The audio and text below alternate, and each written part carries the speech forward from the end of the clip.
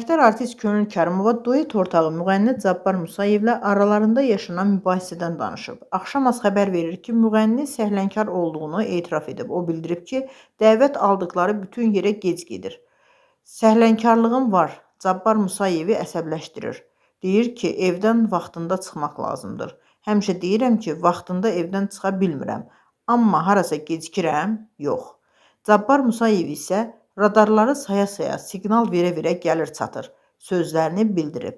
Könül Kərimova isə ona, bütün sənət adamlarında bu var, bəylərdə başqa, xanımlarda da başqadır.